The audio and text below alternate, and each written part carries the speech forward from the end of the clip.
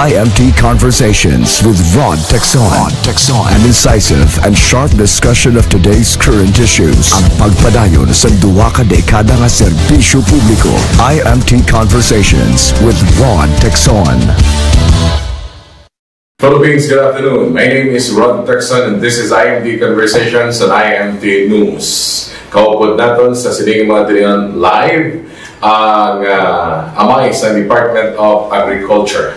Si Department of Agriculture Secretary William D. Dar. Sir, mayong hapon. Mayong hapon, Rhod, at sa lahat po na taga Iloilo at Region 6. Sir, this is a rare opportunity na makasama namin kayo.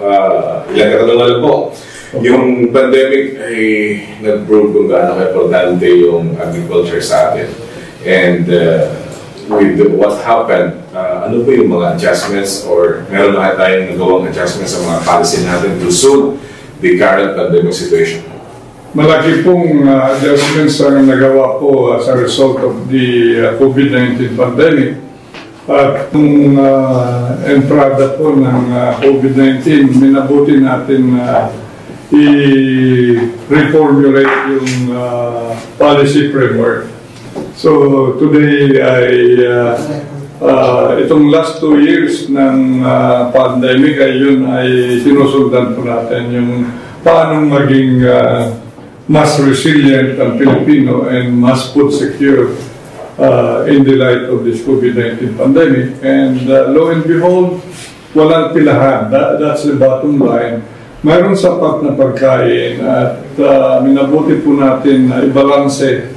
Of course, gusto natin mataas ang local food production at kung ano po yung kulang, yun ay sinusupply augment natin yung galing ibang bansa. Ganun po ating polisiya natin at nakasurvive naman tayo itong last 2 years. Now, hindi pa tapos yung pandemic. Ito naman yung gera sa Ukraine at Russia that is affecting the whole world. And then, dito sa atin, immediate talaga yung very high fuel prices.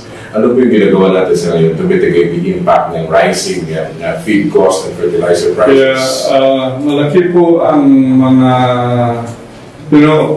pinag-igting pa natin itong attention and focus given Philippine agriculture as a result of the Ukraine crisis.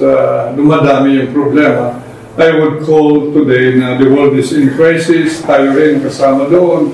So, i-elevate natin yung plant program part 2. Meaning, kung ganong ka-focus po tayo ng pandemya, ay tinataas pa natin yung level at kailangan natin ng additional resources, and the President has already approved yung recommendation po natin with 5 focus areas. Yung pamimigay po ng mga fertilizer subsidy in a big way, yung pag-tingin pa natin yung urban, peri-urban agriculture, so that dagdag doon sa mga commercial production sa countryside. Pag pinagsama po yun ay mas mataas po yung level at ma-afford naman ang mga consuming public yung presyo ng pagkain. Pangatlo po yung local feeds formulation and production. Marami na rin technologies dito na naisagawa ng mga research institute, so i-upscale na natin at para mayroon pa rin sapat na mga feeds para sa livestock industry. Kasama na yun yung aquaculture. Pangatlo po yung, or pangapat na, yung aquaculture and mariculture ay dagdagan pa ang suporta para masustain, may pataas po natin yung fish supply na ating bansa. At yung food mobilization, so in areas na may surplus, immobilize natin through our kadiwa ni Anet Kita. So, ganun po, pinag-iting rin natin yung buffer stocking na ngayon presently 9 days lang under NFA.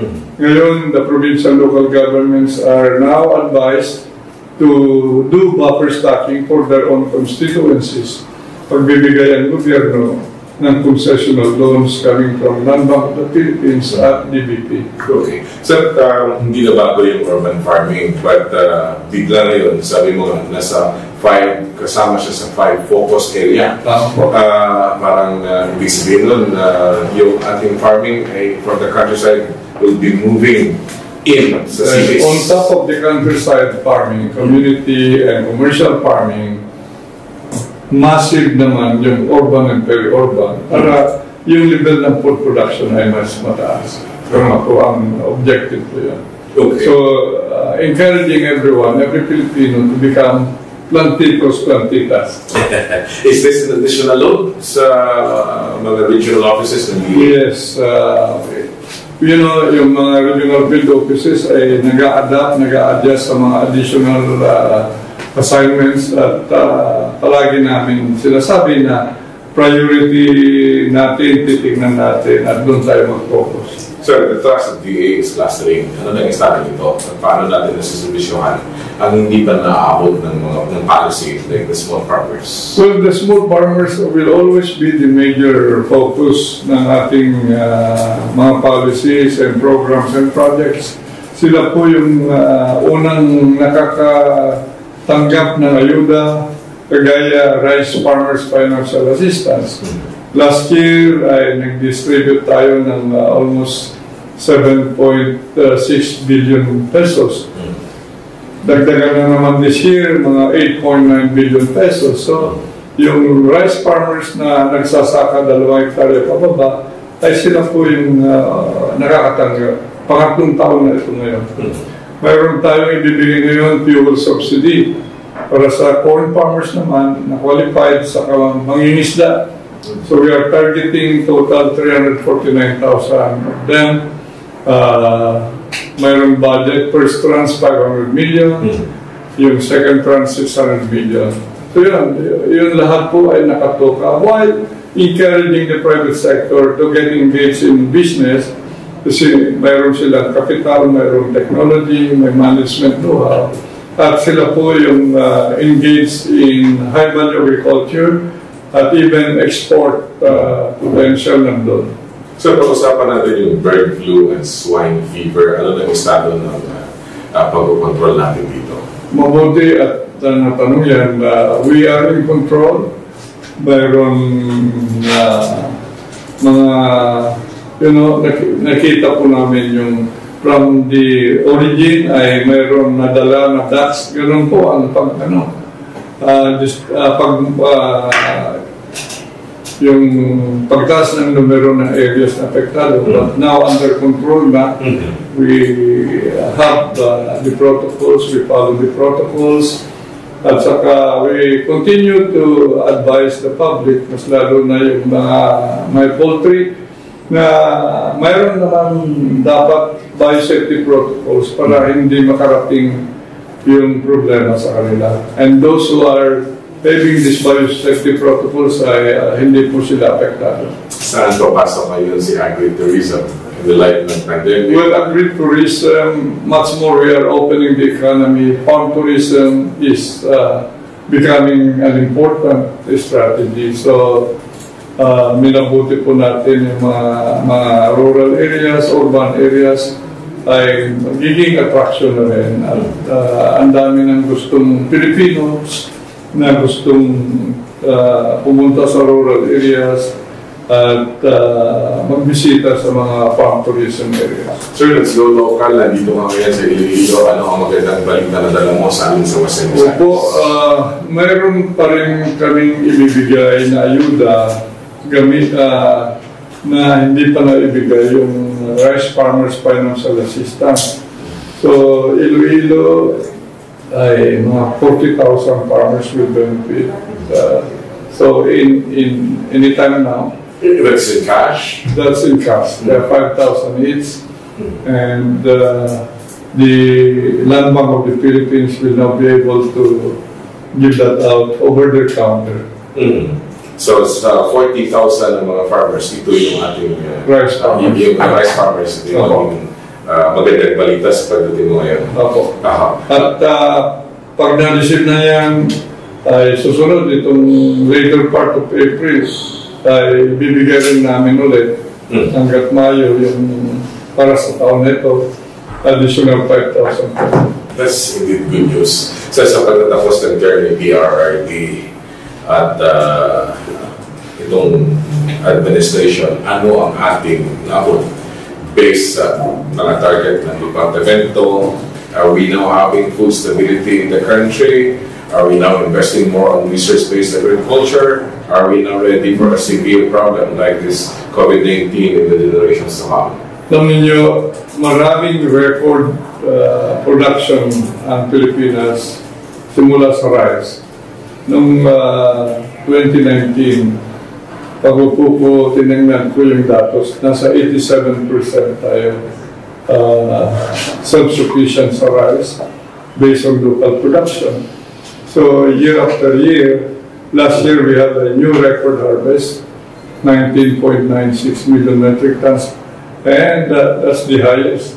So this year, even with this challenge, we are targeting higher, so reaching 20 million metric tons. Ganon din sa mais, we have new record harvest. We have to up our production. We are only at the 60% self-sufficiency sa corn. Sa vegetables, 100% na tayo. Abot na. Laman lang, pag may bagyo yun, you have to, may problema kung yung nasa field, they will be devastated. Of course, may typhoon strong ones. Sa fisheries, may kunting pagkukulang pa. That's why aquaculture and mariculture is being given attention na. Even our municipal fishing areas, our fisher folks are being assisted in a big way. So, gusto kong sabihin in relation to the question is, while we are doing our best base dun sa resources na or budget na binigay sa Department of Agriculture, what I can say strongly here is that looking at these last 40 years, napabayaan ang sektor ng agrikultura. Gawa o kunti yung budget na binibigay. As I've said, I can only do as much as we could base dun sa binigay na budget, but we can do much more.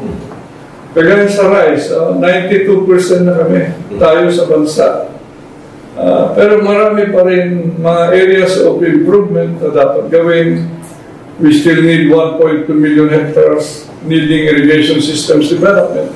Kung gusto natin na Pilipinas can produce 100% rice na ating bansa. So depende sa budget. Then, alam natin, you cannot squeeze out of something from nothing or little. So ganun po, high-value agriculture, this is the low-hanging fruit. Pero ang budget sa high-value agriculture ay kukunti, 1.5 billion. If you have 10 to 15 high-priority commodities, wala na, kukunti. So, fisheries, for example, ang lawak ng fisheries natin, only 4 billion. Ang livestock, more than 1 billion. Ngayon lang taon, because of PSF, dinagdagan ng budget, 4 billion. So, I can safely and strongly say na talagang napabayaan ang sektor agrikultura, and I pray that this next administration can see this in the light of really for the near term ensure food security, for the long term ensuring food sovereignty. At kailangan natin, itaas natin ang local food production para makasurvive in times of crisis like what we have today. Dagdagan ng budget, significant budget. Today, the Department of Agriculture has only about 85.5 billion pesos. We need to triple that to make significant headway. Sir, patapos na sana, pero na-mention mo, food sovereignty. For the purpose and benefit ng ating mga viewers, ano yung food sovereignty? Yes. You know, itong pandemya,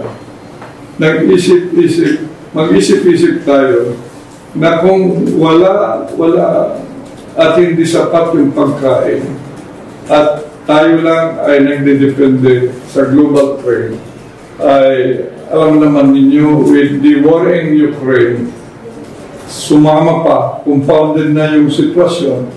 So, kahit may pera ka ngayon, wala ka naman mabili sa merkado globally. Yun ang ibig sabihin.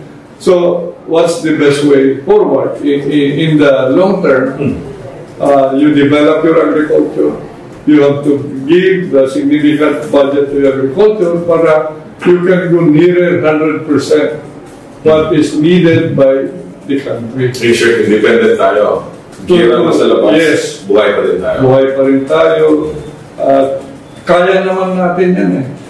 I just came from Bangladesh 3 weeks ago. Bangladesh was a basket case in the 70s, early 80s. Where are they today? They are now 100% self-sufficient in their food because their government had the political will to give top priority to agriculture and they budgeted significantly agriculture. Ganun po dapat sana dito sa bansa natin para hindi tayo masyado depende dun sa labas. Of course, ako, I believe in global trade arrangements. But with this crisis now, na-disturbo lahat. So better to prepare for that long term. Yun ang gusto kong i-highlight. For the long term, we need to have that food sovereignty as a goal. Filipino can survive. Secretary William Dar, maraming salamat sa opportunity. Salamat po. Ang pinakamataas na opisyal sa Department of Agriculture, si Secretary Dar, ang kaupod natin, naghatag sa mga insights and of course, ang announcement, mga farmers, 40,000 farmers sa bilog na probinsya sa Iloilo, expect 10,000 pesos divided into 2. So anytime within the week, may 5,000. And then by November, another 5,000. That will be a big help. Of course, sa ila sa linya pagpaninguha ang madugangan ang budget ng pundo sa Department of Agriculture diri sa Pilipinas para sa mga mangunguma. My name is Rhod Tecson, and this is IMT Conversations on IMT News. IMT Conversations with Rhod Tecson.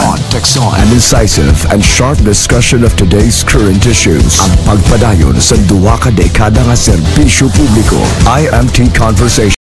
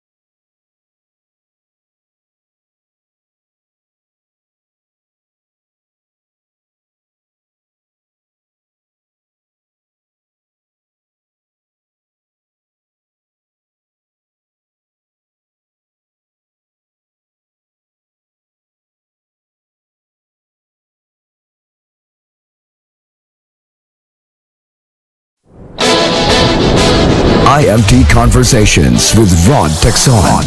An incisive and sharp discussion of today's current issues. Ang pagpadayon sa duwa ka dekada nga serbisyo publiko. IMT Conversations with Rhod Tecson.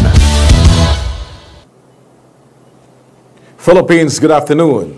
My name is Rhod Tecson and this is IMT Conversations at IMT News. Kamusta sa aton nga mga viewers? Isa ka maayong balita sa pihak sang sining makabig naton tuman kagarot nga exercise sang politika. sa nagaylapit nga piniliay diri sa aton sa Pilipinas comes May 9 diri sa Western Visayas, particularly sa Panay sa probinsya sang Iloilo. Ang Northern Iloilo Polytechnic State College or NIPSI nangin isa na subong kalubos nga Northern Iloilo State University. And may kang tanan sini live via Zoom. Mangin kaupod naton, dinapit naton nga bisita ang ilang presidente and of course isa ini kadako ang kadungganan para sa aton nga mangin kaupod naton sa sining mga tinion si Dr. Bobby D. Gerardo. Dr. Gerardo, maayong hapon, sir.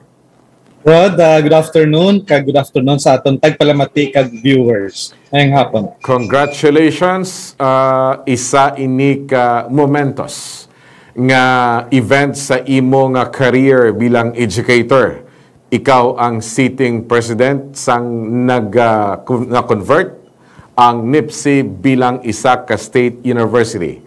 How was it and how will it become now as a state university?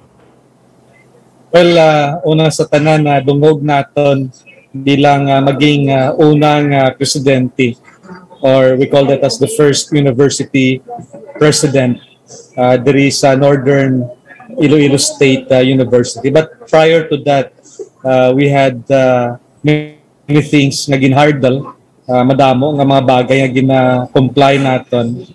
And our efforts to become a university basically started way back 10 years ago with past presidents kag congressmen naton diri sa Quinto Distrito. Sugod sa chimpo ni Congressman Rolex Suplico, Junjun Tupas, kag now Congressman Boboy Tupas.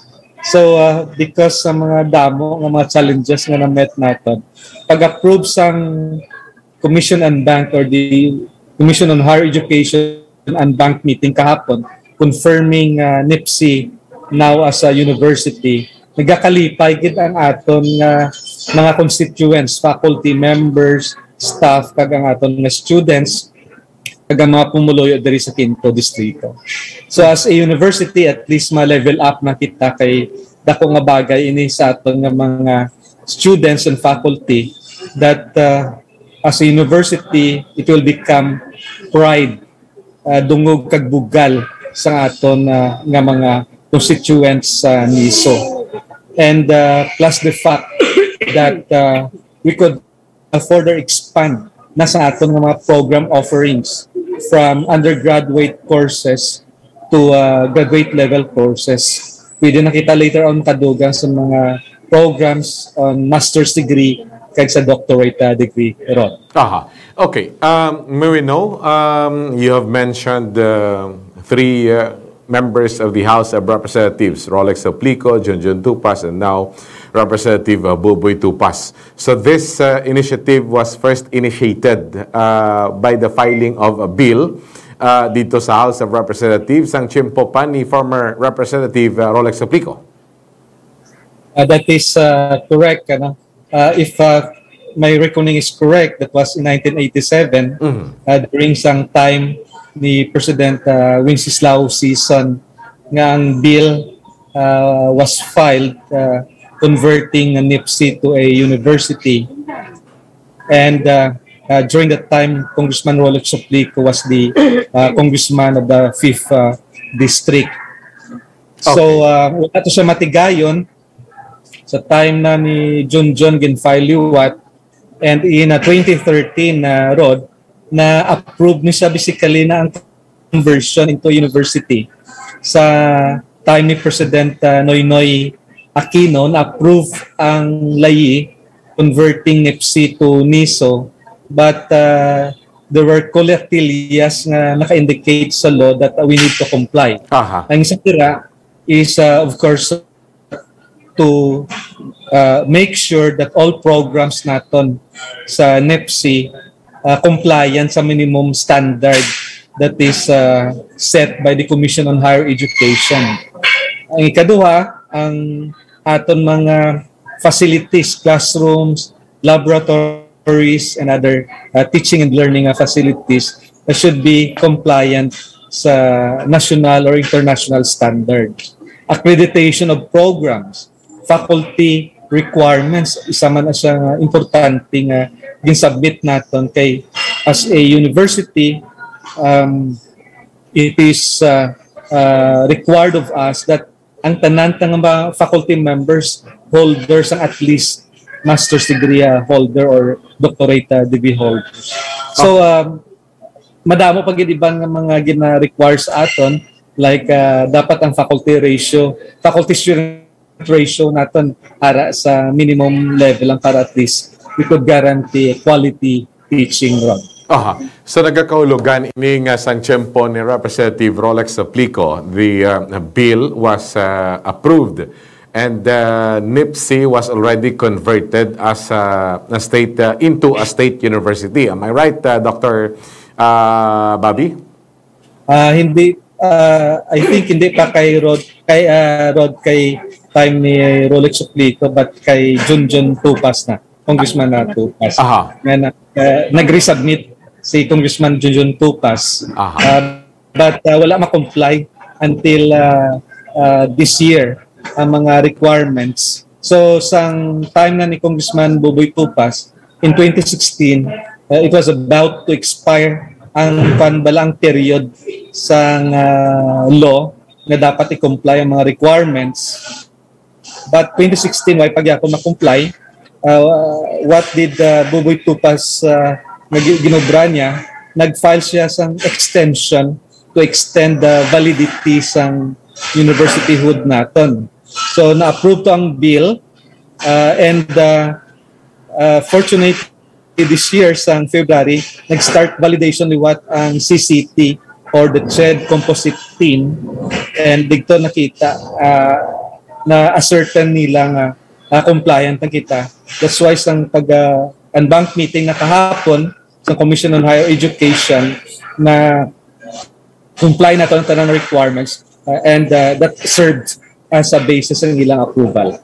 Okay. So, since na-convert na finally and ini siya, isa na subong ka lubos nga state university, we know, as you said, pwede na kumuka-offer sa mga postgraduate studies, nagakulugan ining nag-level up na ang tanan nga services and at the same time, ang level sang education sa aton mga manunodlo dira, including ang standards sang mga kurso nga ginapang offer sa nasambit nga state college this time pa nakasulod na under sa mga requirements sang state university.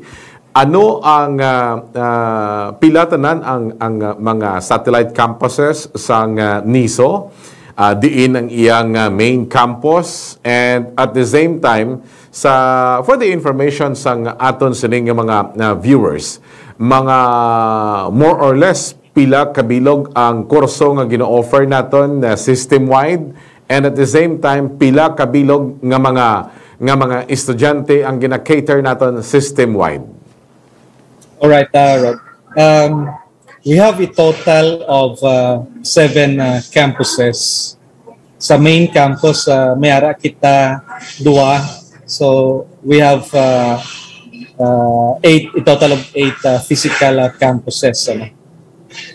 Ang main campus natin is situated there is Estancia, where amo na ang campus nga mayara kita pinakadako nga population.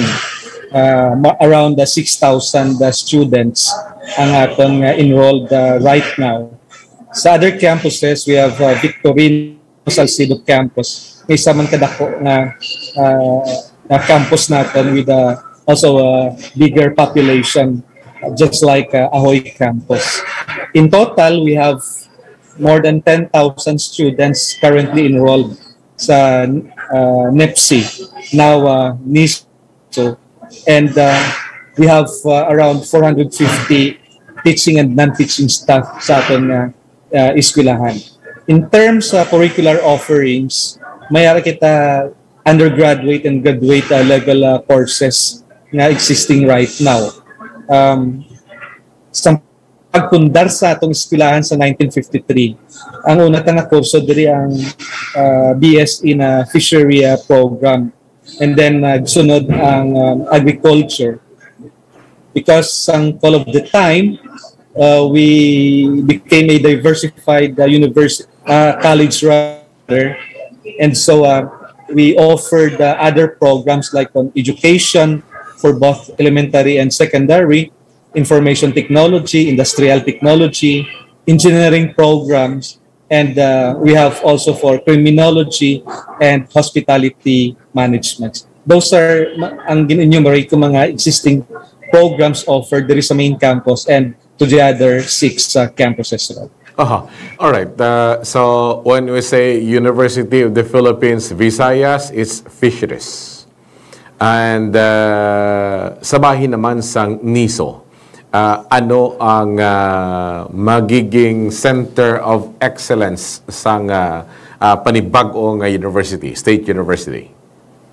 Right. Subong ang ginapananaw naton nga apply naton for center of development or excellence will be on information technology and engineering programs naton kay UNABS. We have already qualified faculty members, and second, in terms of publication achievements ng faculty ara naman other programs na may potential man nga later on will serve as center of excellence or center of development ang aton nga teacher education.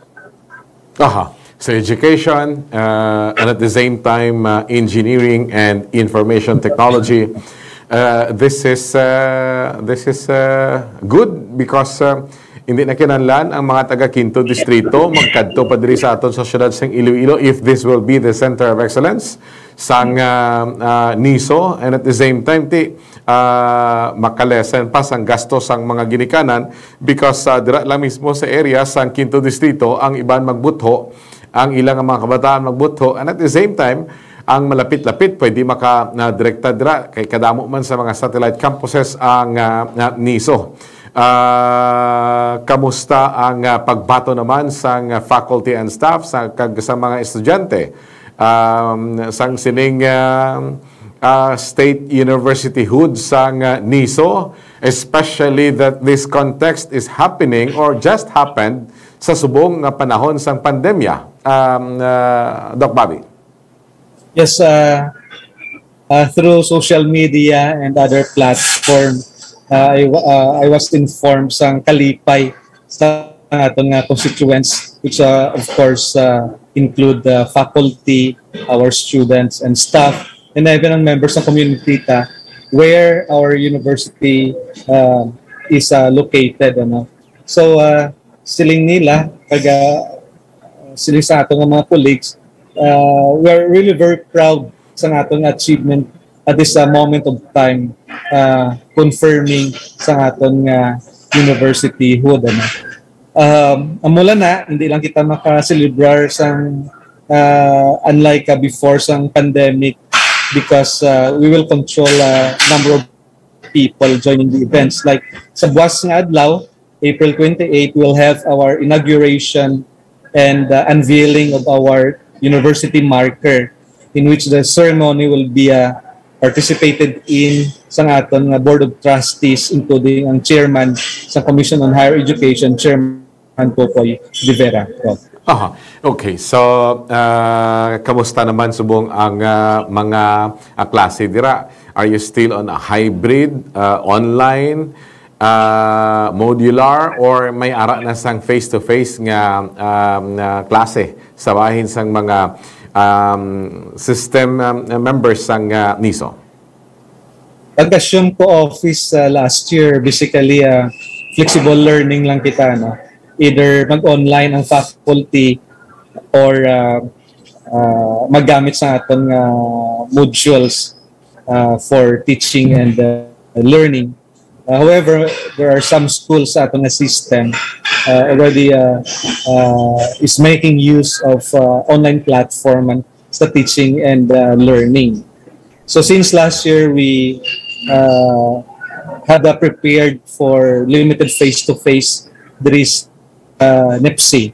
And so 3 weeks ago, gintigana kita go signal to proceed because we already complied sa mga requirements nga ginset sang Commission on Higher Education Regional Office 6, including ang requirements sang IATF for the protocol and conduct of limited face-to-face. Ang focus lang natin sa buong Rhod on our laboratory classes, especially para sa ating mga graduating students. At least, until sila mag-graduate, they can acquire the skills needed before they will graduate. Para at least magamit pa nila sa ilang mga respective na mga ulubrahan sa ulihan. So, ang focus natin at the moment sa ating limited face-to-face, students that are having their laboratory classes. All right. With this note, Dr. Gerardo, thank you so much. Hoping to see you soon in person. And para nga makahimo kita sa interview man dira sa bahin sang Niso. I know the celebration will continue in the days to come. I was trying to count the number of years. It took your universityhood 35 years before finally na-realize, and I know under your very dynamic leadership na tigayon ini, kaya as I said, wala na yung problema kag wala na question ang pagiging state university sa NEPC. It's just a matter of complying with all the colatilyas nga dapat i-comply sa eskwelahan. So tikon hina-hina lang ang presidente nga nagaguyod sa iya nga mga tawo nga obrahon ini, i-comply ini, hindi gid ini gyapon matigayon in the years to come, Dr. Gerardo. That's correct. Tama gid na, no? Kay dapat we need a leader nga dapat dedicated and hardworking in order for us to attain kung anong aton ginahandom. So like isa ka plataporma naton pagpadalaga naton presidente diri sa NEPC, amo nang buligan naton nga ma-convert immediately ang institution as a university. Kaya nagpapasalamat man kami, Rhod, of course, sa mga nag-support sa aton, aton faculty and staff, our key officials, our students, ang aton nga mga local government units na nag-suporta sa aton na conversion.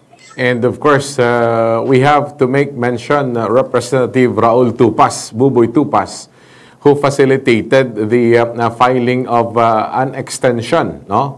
Para nga ma-extend ang pag-grant sa inyo sa tiyempo nga ma-comply ang tanan ng mga kolatilyas para lubos nga ma-avail ninyo kag kilalahan kamo bilang isa ka state university, knowing ngati lain ang budgetary requirements ng state university compared to colleges, Dr. Gerardo. Yeah, that's correct. Dako nga bagay nga imbuligan kita sa atong mga kongresista, hindi lang kay Congressman Buboy Tupas, but humalin pa sa team ni Congressman Bolig Suplico, Junjun Tupas, kag subong, of course, ang current nga Congressman Buboy Tupas. In terms of budgetary requirement, we hope nga basi sa subsequent years, madugangan kita budget in terms of infrastructure development program para sa eskwelahan, ng mga construct kita sa mga additional classrooms and other teaching and learning facilities, and also those nga kinahanglan para sa additional nga personnel natin, like sa faculty and sa aton nga mga non-teaching staff. But we could always make use of aton income and propose additional budget requirement later on if that will be really needed sa aton nga university. I think this is also a timely challenge, Dr. Gerardo, sa imong leadership. There are 7 schools or universities members ng sining NISO na system nga nag-educate, nag-mold sang linibo ka mga kabataan.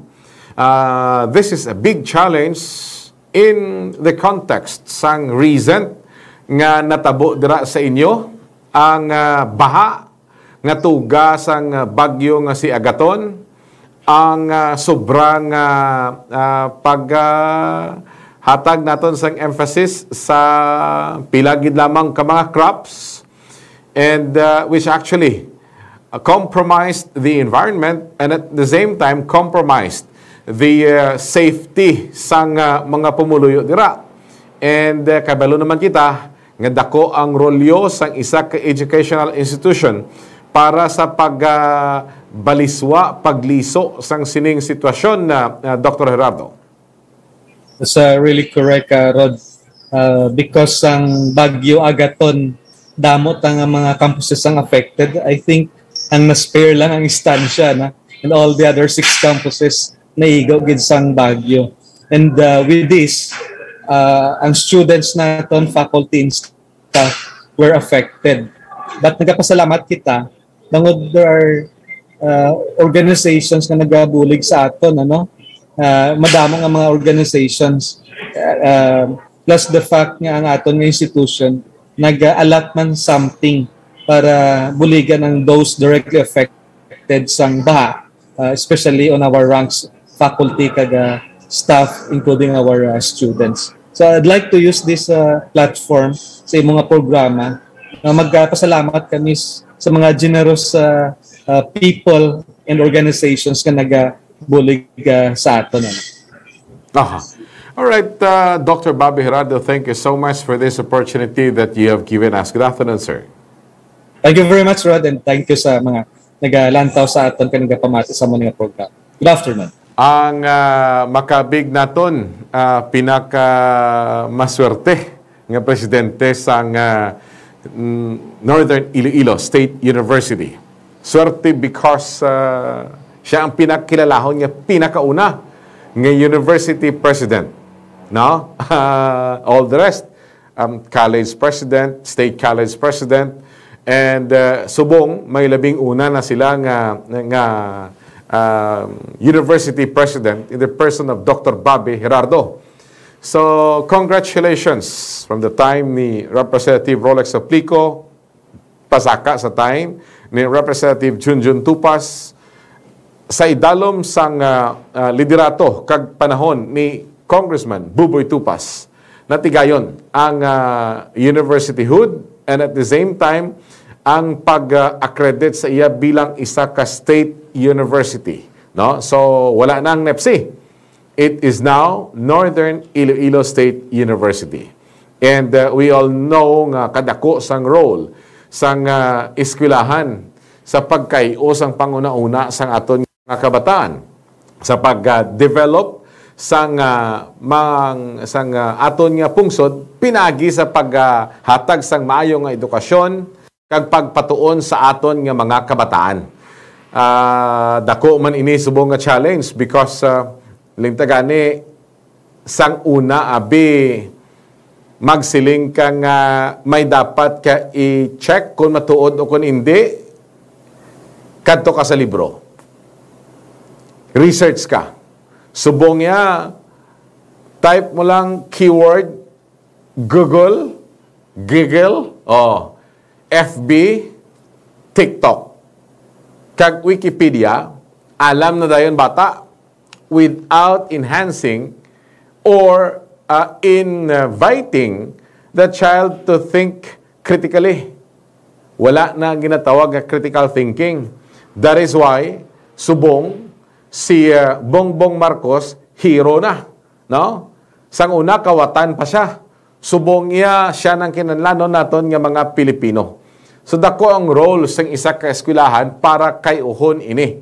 Especially sa paglubag sang mindset sang mga kabataan. We are hoping that with the addition of Northern Iloilo State University sa roster sang mga state universities, mabuligan naton sa pag-edukar sang gusto ang aton mga kabataan para sa pagpatinad sang aton pungsod. My name is Rhod Tecson, and this is IMT Conversations on IMT News. IMT Conversations with Rhod Tecson. An incisive and sharp discussion of today's current issues. Ang pagpadayon sa duwa ka dekada nga serbisyo publiko. IMT Conversations with Rhod Tecson.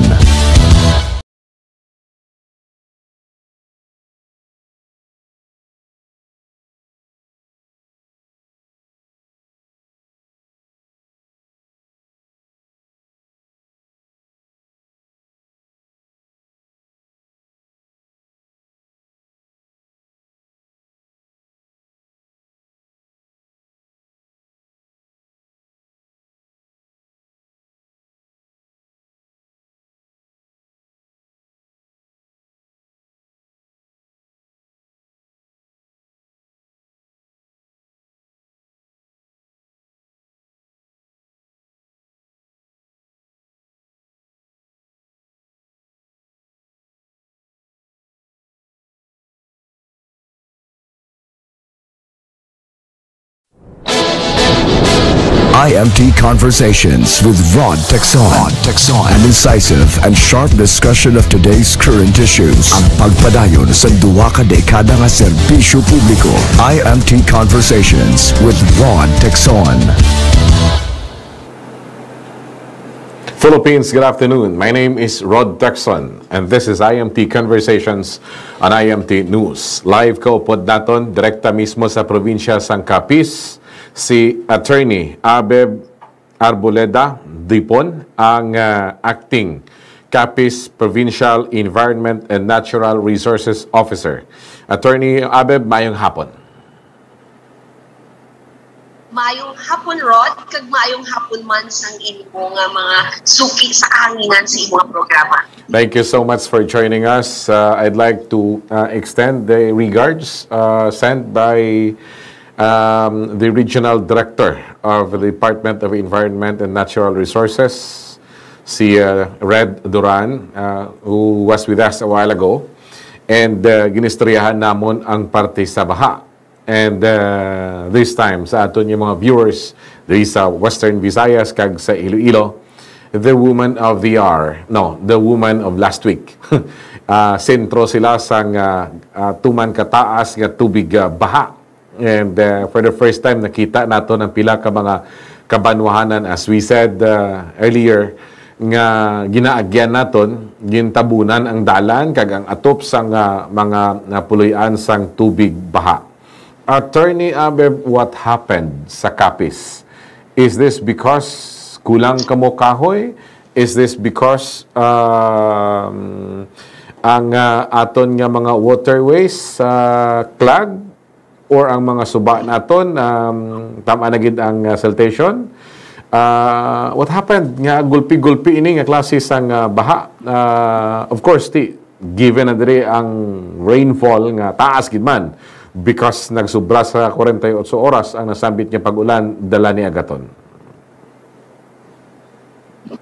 Actually, the answer is all of the above.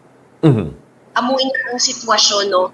Ang amon kabukiran, kalbo na. In fact, when Capella was created in 2017, Rod, ang first na amon nga gina-assess ang ato ni mga kabukiran. And for Capiz, after Typhoon Yolanda devastated the province, the remaining forest cover is only 9.5%. So imagine sa isa ka pay nga 9.5% lang ang forest cover sa probinsya sa Capiz. And if we talk of balance ecology or ecological sustainability sa isa ka lugar, ang hambal sa aton nga mga experts, sa aton mga scientists, an area must have a 40% forest cover to declare it sustainable. So unfortunately, Capiz has only 9.5% remaining forest. So meaning, hindi na makatingalahan nga man grabe ang pagpanaog sang tubig.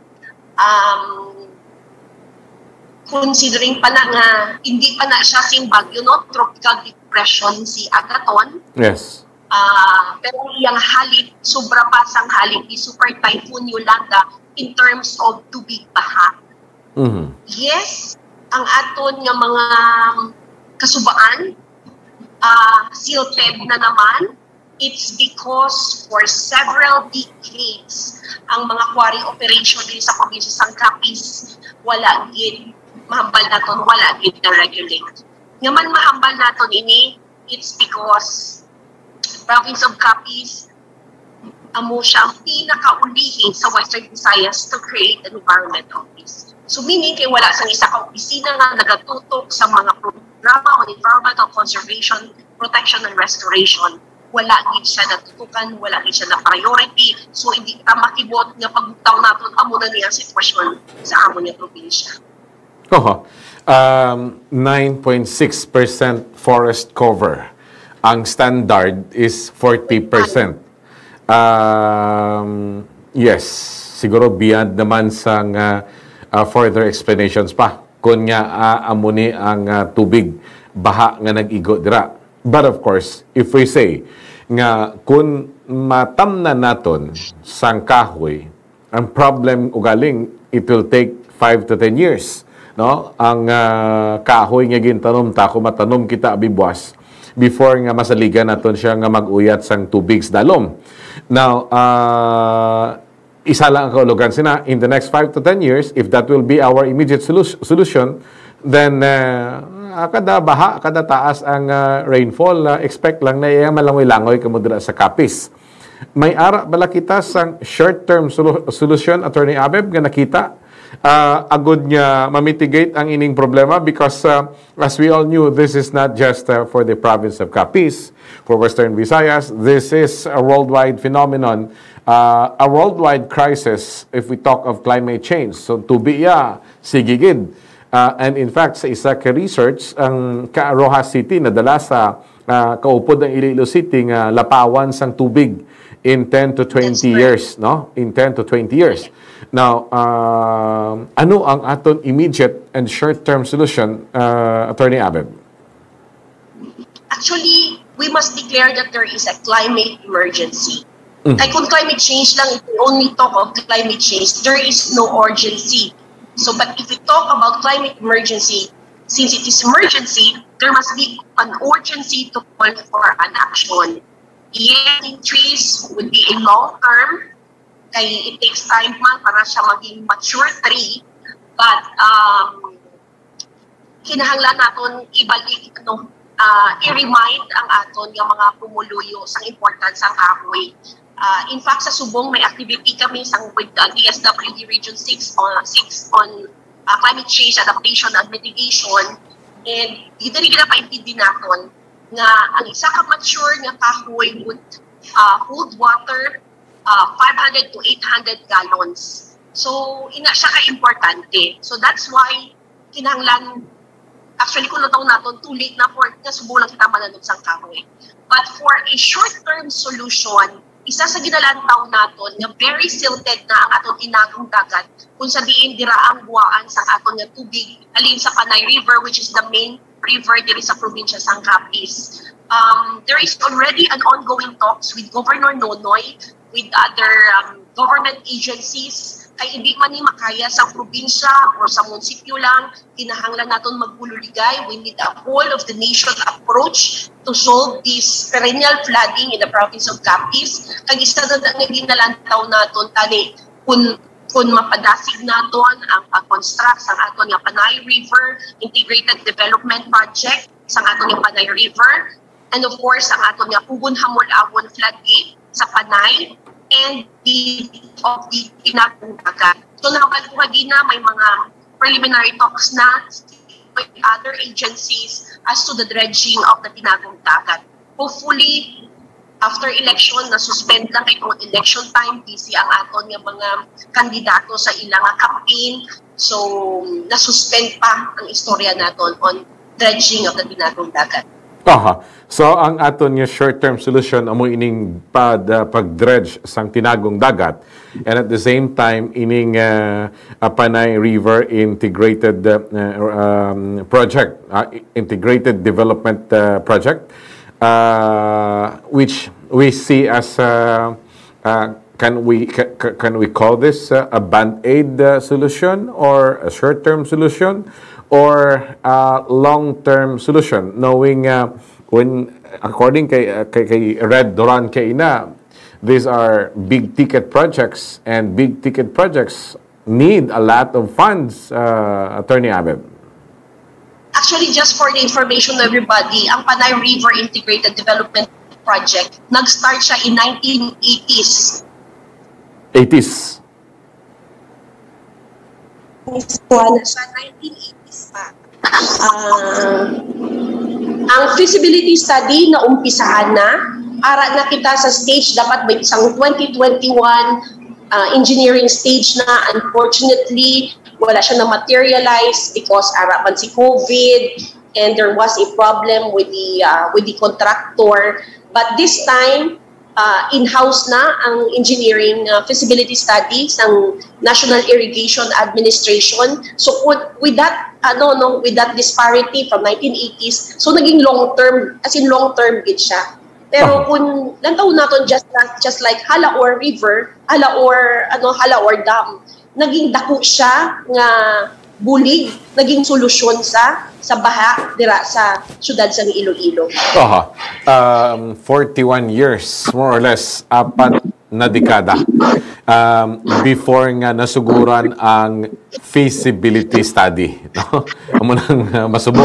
And as you said, I hope I got it right kaina, before you came in, amo pa lang to kag naistoryahan pagsulod mo ang environmental policies and mga butang na dapat naton himuon about sa environment, because wala di kwarta sa wala di kwarta sa environment. If you talk about environment, tawag sa imo buang or ilusyonada. That which is a reality, no? Which is a reality. Now, karon gulpi lang gin baha kamo, and kaina gani I was telling Rhod Duran nga daw wala ko ya kasalapo nga muning baha sa area sang Capiz. Why kita nang expect nga after COVID makita naton nga ginlapawan na ang mga atop ninyo dira, pila ka mga kabanwahanan dala sang tubig baha. Now, sa siningap na punto, ano ang nangin course of action yung ginahimo subong sa provincial government just to mitigate? Bisan pa paano, sa revolusyon ko a step forward is a victory already. So, hindi kita pwede kahambal nga hulaton ta pa ang pagtapos sa piniliay kay makalat block ini. What if may change of administration, nagakaulugan bala ini, kag chances are another na naman nga pag-isol ini sa mga nasugudan na nga mga pulis, Attorney Abeb. Actually, that's correct, no? Sa pagpungko naton in 2017, una naton hambal ko gina-assess ang aton kabukiran hasta sa aton nga kadagatan, and we know how degraded the status of the environment of the province. So that's why we for the first time we called for a massive tree growing activity in the province called 1 million trees in 1 day project, now 1 million kahoy project, kung sa diin ang mga kapisnon nagapananom sang kahoy umpisa June 25, which is considered as the Provincial Arbor Day in the province, until November, which is the Provincial Environment Consciousness Month. So, 1 milyon ang gina-target natin every year sa pagpananom. But mind you, Rhod, no, it's very challenging mag-encourage sa mga tao na magpananom. Kaya every time mag-talk kami on activity, ang common nga pamangkot sa tao, i-attorney kay mananom kami sa kahoy, ila madahamong baton. So you have to explain to them the importance of being part of the project, not for compliance purposes, not for pictorial purposes, but because there's a reason nga man ibalik nato ng kakahuyan sa aton nga kabukiran. So it's very challenging, but ano naman siya, satisfying kay tungod ang mga kahoy nga gintanom naton starting 2018, no, dako ang nabulig kay tungod may mga partners kita nga nagapost sang ilang mga pictures nga kung hindi sa mga kahoy nga gintanom nila 3 years ago, joining 1 million trees in 1 day, ang ilang mga areas lapit sa mga sapa na ab na tani ang ilang property. So amo na siya ang satisfying nga part nga tungod may impact ang isa ka programa nga gin-introduce natin. Finally, padayon pa ina ay madamo pa nga kahoy ang dapat itanom. Finally, Attorney Abeb, if you won't mind, how much of the budget sa probinsya sa Capiz goes to environment?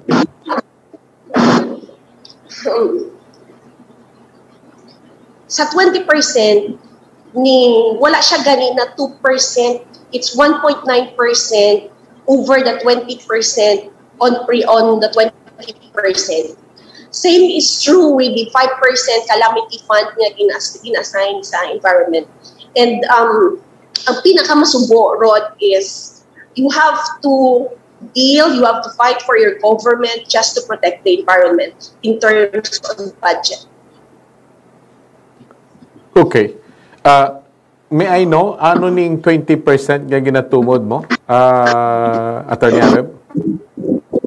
20% I'm talking about the 20% development fund. The development so fund. may allocations sa government for 2022 which sa Subong no wala pa napasar ang amo niya 2022 budget sa probinsya wala pa napasar sa Sangguniang Panlalawigan for whatever reason man ang ilada nga nga hindi ko matungkad ang rason nga man wala pa ginapapasar ang 2022 budget and even granting nga ma-approve nila ang 2022 budget. Gina-question pa nila nga man 8 million ang gina-allocate sa environment sa 20% development fund. Okay, so that is a political issue that that needs to be addressed separately, no? Unfortunately, while that needs to be addressed separately, ang aton nga mga programa sa environment suffers. Sigurado gid na yan. Kag stalemate sa mga programa nga that concerns the environment that could help and avert sang mga trahedya dalasang mga natural occurrences kangay sa sining massive nga pag-ulan nga nagatugas ang massive nga baha, Attorney Abel.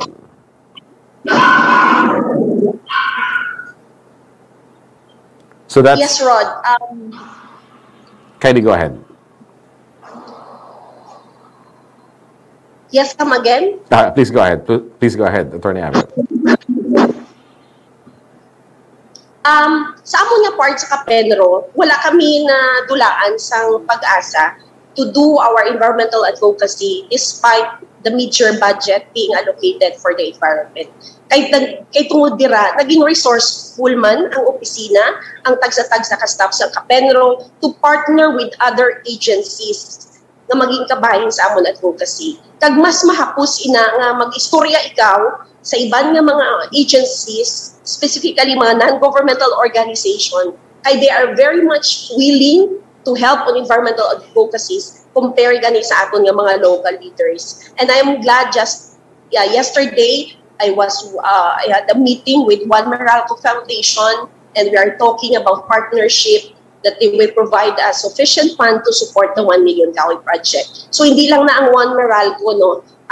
Actually today, there's an ongoing orientation on climate change adaptation mitigation of DSWD. Kay tungod, gindiretso na nila sa probinsya sang Capiz ang pag-implement sang ilang cash forward program who would focus on environmental conservation, protection, and restoration. So, kay tungod, hindi po silingon, gagamay mo niya pundo, wala na kami sa may mahulag. So, just be resourceful and dapat ma-partner lang kita, ma-collaborate with any other agencies para at least ma-save pa nato ng probinsya sang Capiz. Well, we can only hope and pray that politics will spare the environment eventually, Attorney Dipon. Attorney, salamat gid sa sining kay ginatag mo sa aton diri sa Iloilo Metropolitan Times. Mayong hapon, ma'am. The pleasure is mine and thank you so much for inviting me. Mayong hapon. The Capiz Provincial Environment and Natural Resources Officer, si Attorney Abeb Arboleda Dipon. No?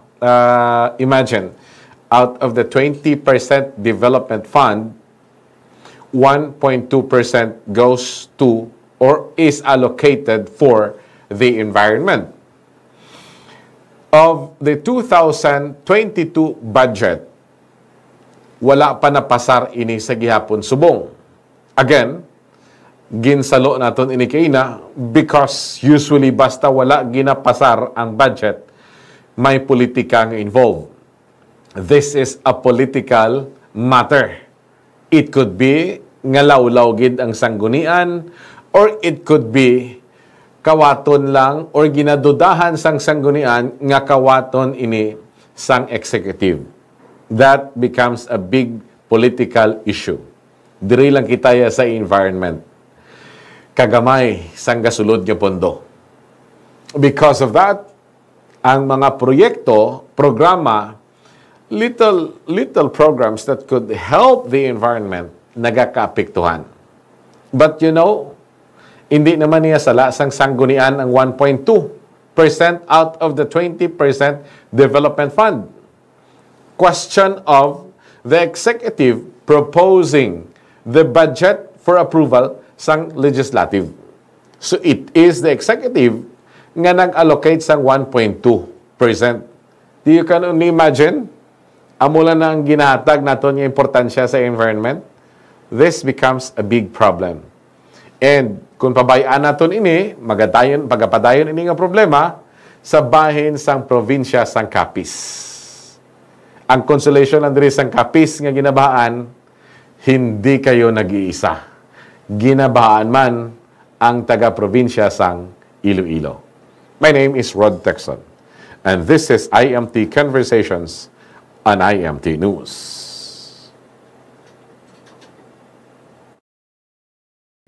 With Rhod Tecson, an incisive and sharp discussion of today's current issues. Ang pagpadayon sa duwa ka dekada nga serbisyo publiko. IMT Conversations with Rhod Tecson.